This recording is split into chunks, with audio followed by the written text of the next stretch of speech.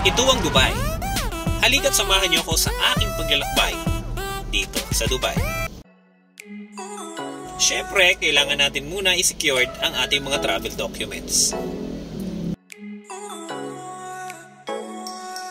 Pagkatapos nga ng stressful at overnight preparation lang, andito na tayo sa airport sa Terminal 1.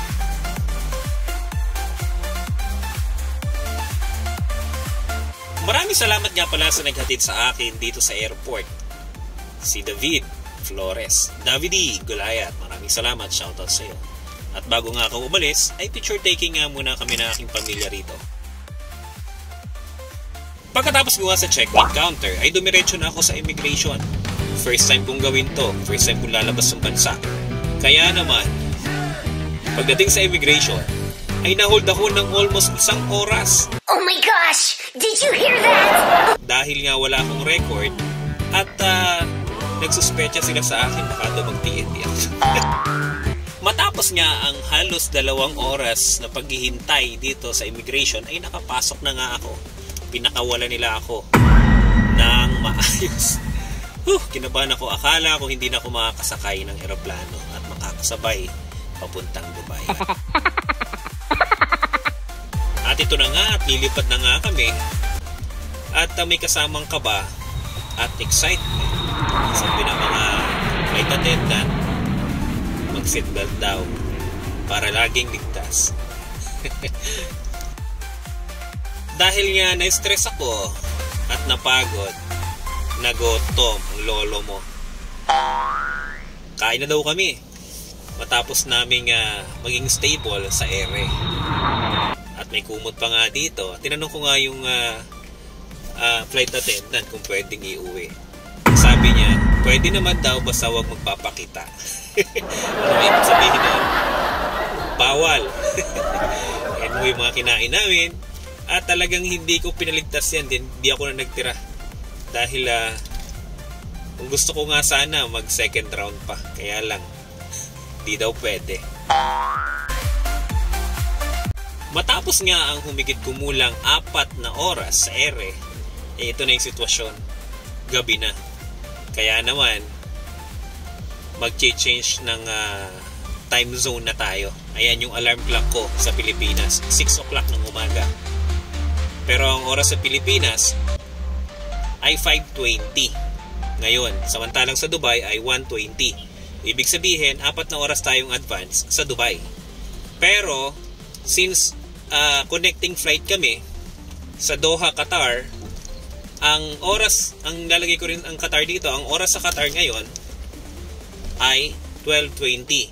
So advance naman ang Dubai sa Qatar ng 1 oras. Kaya ang oras sa Doha ngayon ay 12:20 ng tanghali, samantalang gabi na sa Pilipinas.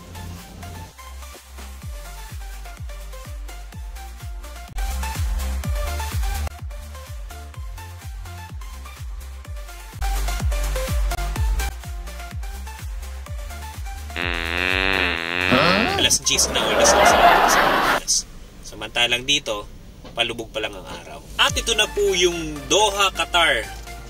Grabe, ang ganda po dyan. At nakaka-amaze po yung skyline nila at saka yung mga ilaw nila sa kanilang mga gusali dito. Talagang organized at mamamangha ka sa ganda ng kanilang mga ilaw dito, no? Basta ang ganda. Nakaka-amaze.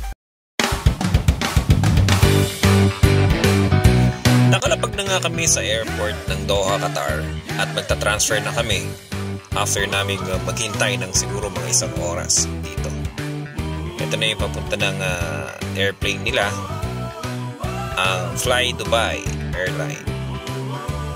Yan, makikita mo dyan yung mga lokal at saka yung mga Arabo at saka yung mga Indian. Yan,